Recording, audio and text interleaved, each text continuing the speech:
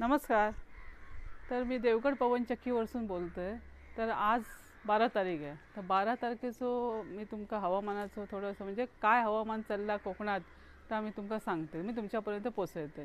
तर 2-3 दिवस असं सकाळपासून कडक ऊन असतं बघा, तुम्ही बघू शकता. पावसाचं तर नामोनिशाणच नाही आहे, नाही असं बघा, तुम्ही बघू शकता. एकदम म्हणजे मळभ येता, पण प्रखर तेवढं ऊन पण तेवढंच असतं.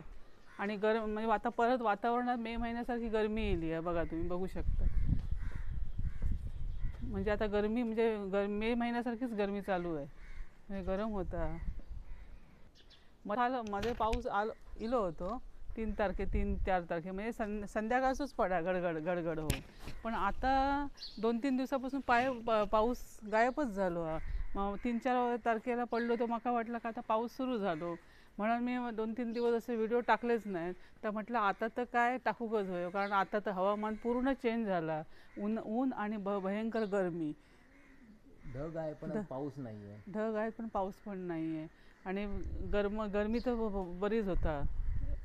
आणि आणि हे आपलं हवामान तर पूर्ण चेंजच झाला. आता गाव असून गावामध्ये ही परिस्थिती, तर मुंबईत कशी परिस्थिती असतली हे तर. आणि मी म्हणून तर म्हटलं आज मुद्दामून व्हिडिओ टाकते, कारण हवामान चेंज झाल्यामुळे.